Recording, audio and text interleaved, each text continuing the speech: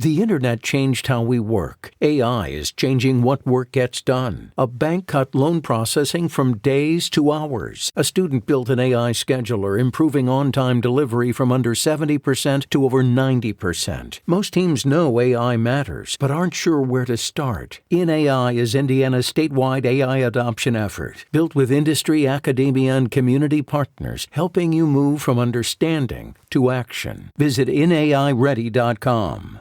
This is Inside Indiana Business Radio on demand for Tuesday, August 11th, 2026. I'm Gary Dick. It is billed as a big step toward destroying the virus that has plagued humankind for generations. It also represents the continuation of the late Dr. Phil Lau's legacy as his discoveries continue to move forward. Based at the Purdue Research Park in West Lafayette, Eradivir gets its name from eradicate, and that's its mission for influenza. Dr. Jeffrey Nielsen is Eradivir's chief science officer. Phil Lau impressed me. Many people, when they're successful, quit and go sit on a beach, right? They've got their money. Phil, it was never about money. He gave away his money as fast as he got it. All he would ask us to do is help him get these technologies to actually help people. We all feel motivated to work even harder. Mishawaka-based Franciscan Alliance broke ground Monday on a new school aimed at addressing a shortage of physicians in Indiana.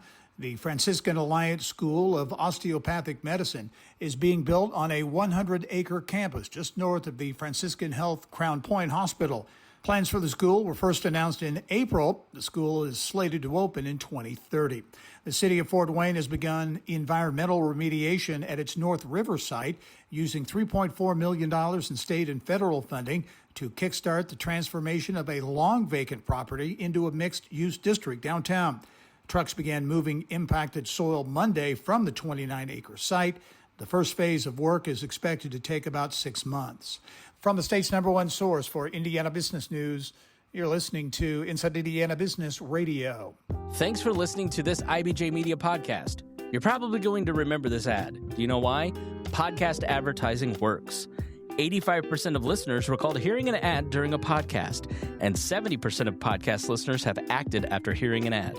So whether you're looking to be heard across the entire IBJ Media Podcast Network, sponsor one of our shows, or just start with a 30-second ad, IBJ Media can help. Contact advertise at ibj.com to learn more.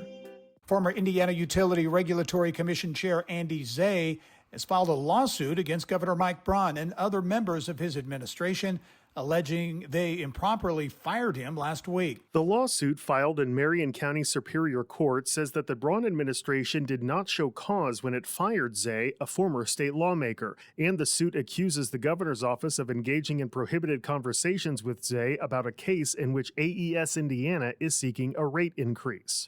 Zay has asked the court to immediately reinstate him to his role on the IURC, to which Braun appointed him in January. Initially, Braun named Zay to chair the Utility Commission, but after Zay voted to approve a $71 million rate hike for AES, the governor removed him as chair, leaving him on the panel. Then, on August 3rd, Braun fired Zay from the commission. The suit also asks a judge to remove Commissioner Josh Bain, who was appointed last week to replace Zay. The state personnel department told media outlets last week that Zay was removed for, quote, multiple potential violations of state policy, including failing to file a required financial disclosure after his removal as chair, improperly awarding payments and personal gifts to employees, and directing staff to alter a public meeting agenda without consulting the new chair, end quote.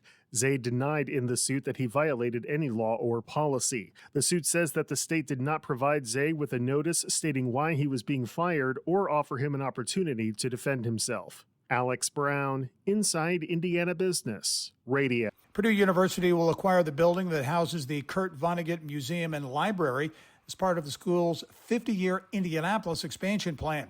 The acquisition of the building, located across from the Madam Walker Legacy Center, is intended to provide more student programming, including academic presentations, workshops, and cooperative events. This is Gary Dick for Inside Indiana Business Radio on Demand.